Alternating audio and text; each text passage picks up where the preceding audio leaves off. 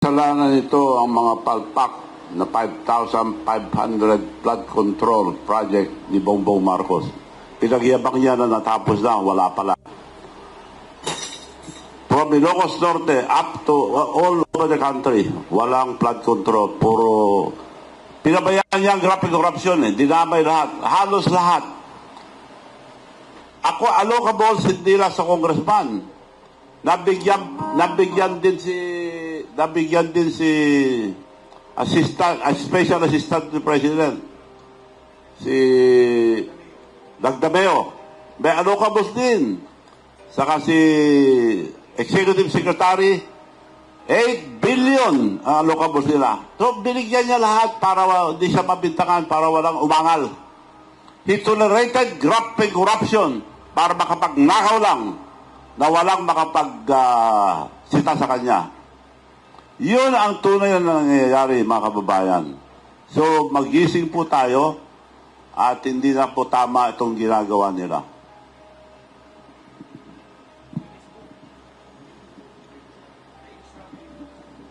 Now, nasa Guinness Book of Record na ang tatay nila. Greatest robbery of government.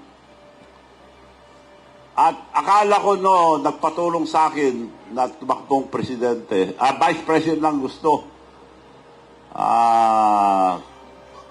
Sinabi ko, presidente muna, pero pag nag-file si Sara, baba ka dahil protected ka na kung vice lang gusto mo. Yes, Manong. Mabait naman nung araw si Bongbong. Hindi ko kalahin na ganito kasalbahe.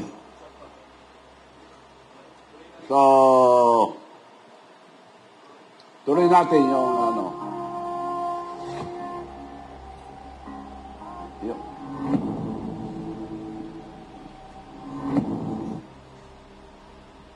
40 years. 40 years. A tale of two Marcoses from father to son. A legacy of corruption. This is truly the biggest corruption scandal in the Philippine history. Noong last year, kung napansin nyo sa record, nung sinabi niya na mahiya naman kayo, right away, pinuna ko na. Dahil mula nung pinahiya ako sa Japan, nagtaka ako, pinag-aralan ko na, I scrutinized it, I studied it, I analyzed it.